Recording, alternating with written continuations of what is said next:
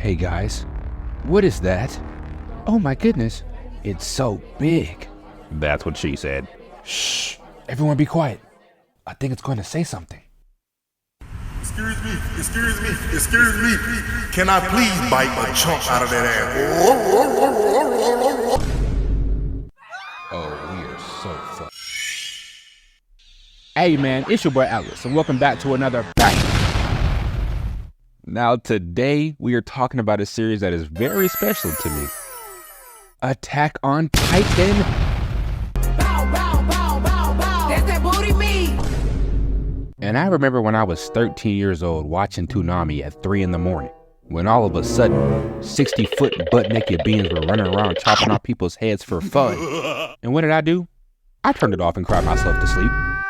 But I had to turn it back on, because I realized I was watching the greatest piece of cinema to ever touch my screen.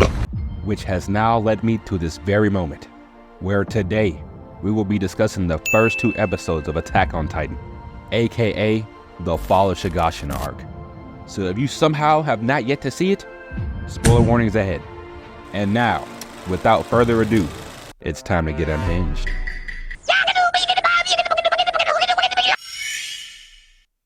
Welcome to the Shigashina district, where walls as tall as 164 feet are the only thing between these butt-naked monstrosities. Better if I suck on that else that'll get you in. And the citizens that reside inside. And speaking of the residents, allow me to introduce you to 2 of our main characters. Introducing Shonen's #1 victim of childhood trauma, Eren Yeager. And we cannot forget his ride or die, his own personal young nigga, Mikasa Ackerman. Now these 2 were just taking a stroll around the town when they come across some drunk guards who are doing absolutely jack shit. Meet Hannes, unit captain of the garrison, whose main job is to protect the area inside the walls. Which seems to be pretty easy considering him and the Brewskis have been shotgunning 4 locals their entire shift. But this did not sit right with Eren, because they made this nigga so mad he started emoting.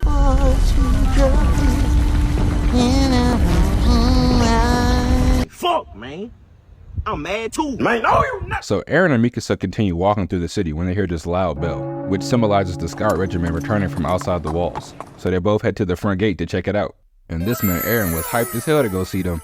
But his reality was about to come crashing down real quick, because these niggas got they doonies beaten off of them. What do you mean by that? And then this lady in the crowd's gonna ask where her son is. Excuse me, have you seen my son? Yeah, let me lend you a hand. I'm sorry, what? If it makes you feel any better, he was our greatest soldier, hands down. But on the other hand, does he not realize? Listen to this track, bitch. Turn it off! Grandma not mad. Grandma just hurt. I am hurting. So we fast forward a little bit later, where Eren and Mikasa finally make it back to the crib.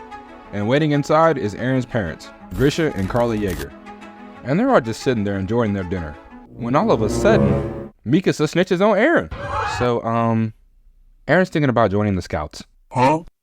Shut the fuck up, nigga. For once. So after his mom is done chewing him out, Grisha gets up and leaves to go on a work trip. Father? Yeah, you said he left to buy some milk 42 years ago. He could be back any minute. Fast forward a little bit later, we see this blonde kid getting his ass beat. Meet Armin Arlert, Attack on Titan's very own Zenitsu, but much worse. But I'd have to give it to him, because even in the middle of him getting jumped, he was still talking his shit. Should I tone it down so you can keep up, monkey? And then suddenly Eren pulls up to try to make it a 3v2, but they knew he wasn't on nothing for real. But you know who is? I'm up at the right. Aw, he done brought that young nigga.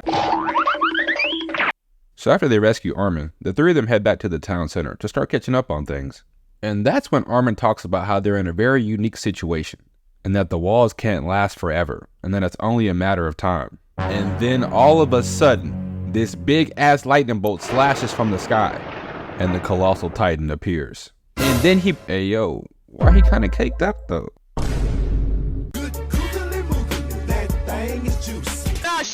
Nah, no Diddy though, Shank. Nah, no Diddy though, B. Alright, let me get back to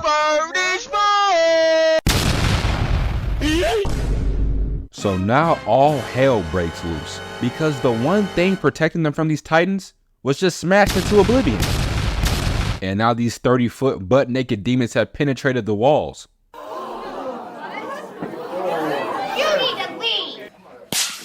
So now everyone is running for their lives, except for one individual. Aaron runs towards the Titans because his house is in that direction and his mother is home alone. And when he finally gets there, it's not looking too good. I'm not gonna lie, because his mother is stuck under the house. But it's okay, because Hannes arrives to save the day. All I have to do is kill the Titan and save the kids.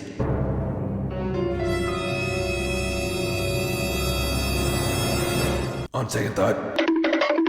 And the last thing Aaron sees is his mother being chopped in half.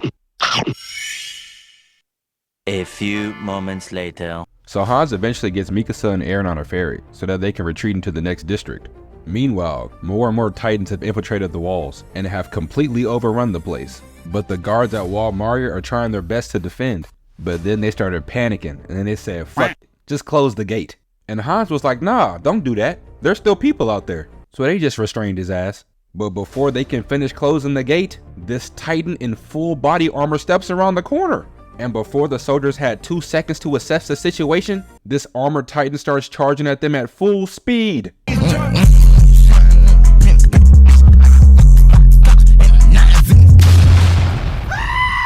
So now there's a hole in the Shigashina district and Wall Maria. They are cooked. So we fast forward to the next day where Aaron and the rest of the refugees are fighting for rations. And Aaron is already sick of it. He said he needs to get back to Wall Maria because the Titans have to pay for what they've done. And Armin, being the pacifist he is, tries to calm him down. But this just pisses off Aaron even more, and he starts to crash out. So Mikasa had to hit him with that Welcome punch! We fast forward a year later, where Aaron and the gang are still in the trenches. It's never finished. Master got me working. Someday Master set me free. And in that year, we found out that over 250,000 people were sent to take back Wall Maria, and less than 200 people made it back alive. Oh, damn. I'm sorry.